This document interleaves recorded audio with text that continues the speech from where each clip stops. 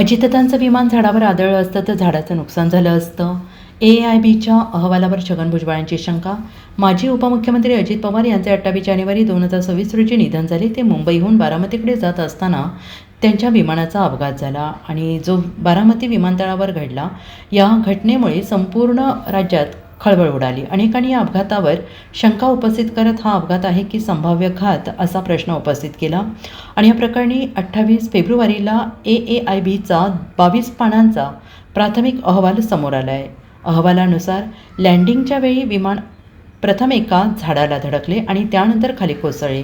AIBच्या अहवालावर अनेक नेत्यांनी शंका व्यक्त केली होती. यामध्ये आता अजित पवारांच्या अपघाताविषयी AIBच्या रिपोर्टवर छगन भुजबळ यांनी शंका व्यक्त केली आहे. अजित पवार यांचे विमान आधी झाडावर आदळलेलं नाही असंही त्यांनी म्हटलंय. विमान झाडावर आदळलं असतं तर झाडाचं नुकसान झालेलं दिसलं असतं. विमान झाडावर पडल्याचं कोणी पाहिलेलं नाही. विमान हवेत कल्लं होतं आणि कोसळलं. हे CCTV फुटेजमध्ये देखील दिसून येत असल्याचं छगन भुजबळ यांनी म्हटलं आहे. नाशिक येथे माध्यमांशी संवाद साधताना छगन भुजबळ यांनी विविध मुद्द्यांवर भाष्य केलं. यावेळी AIBच्या रिपोर्टबाबत विचारलं असता छगन भुजबळ यांनी म्हटलं आहे की आम्ही तिथे गेलो तेव्हा तिथे आम्हाला कोणी झाड विमानावर आदळल्याचं सांगितलं नाही. विमानतळावर अजितदादांच्या स्वागतासाठी शेकडो लोक जमले होते. कोणी असं म्हणत नाही आहेत की विमान झाडावर आदळलं. मला देखील आश्चर्य वाटलं आहे की कुठल्या झाडावर विमान आदळलं. तिथे एकही असा मनुष्य भेटला नाही की तो विमान झाडाला आदळल्याचं सांगत होता. विमान झाडाला आदळलं असतं तर झाडाचं नुकसान झालंच असतं असं म्हणत त्यांनी AIBच्या अहवालावर शंका उपस्थित केली आहे. अर्थात तो पायलट च्या सीटवर बसलेला आहे, तो त्या विमानात नाही. जे ॲक्सिडेंट झाला अजितदादांच्या त्याचा नाही आहे, तो दुसऱ्या विमानाचा आहे. पण कुठल्याही विमानाचा जरी असला, कारण तो जर त्या विमानात असला तर तो ठार झाला असता ना. याचा अर्थ तो दुसऱ्या विमानामध्ये तो असा झोपलेला दिसतोय.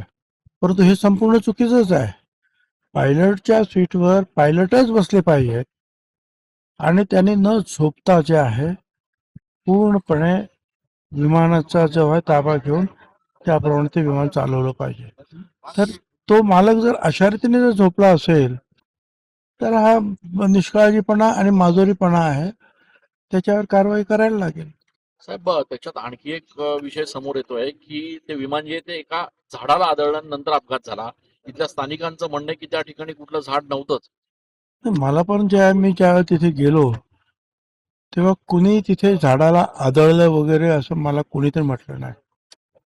आणि तेवढंच नाही तर त्या विमानतळावर अजितदादांच्या स्वागतासाठी शेकडो लोक जमले होते, मीडियाचे लोक जमले होते. ते कुणीही असं म्हणत नाही की तिथे काही झाडाला आदळलं वगैरे. त्याच्यामुळे मला सुद्धा आश्चर्य वाटलं, कुठल्या झाडाला आदळलं. एकही मनुष्य तिथे असा भेटला नाही की तो बोलला की झाडाला आदळलं. कुणीतरी ते बघितलं असेल ना, मग कुठल्या तर ते झाडाचं नुकसान पण झालं असेल थोडंफार. तर ते अर्थात त्यांचा ते माहिती त्यांनी दिली त्याची पण चौकशी करायला पाहिजे.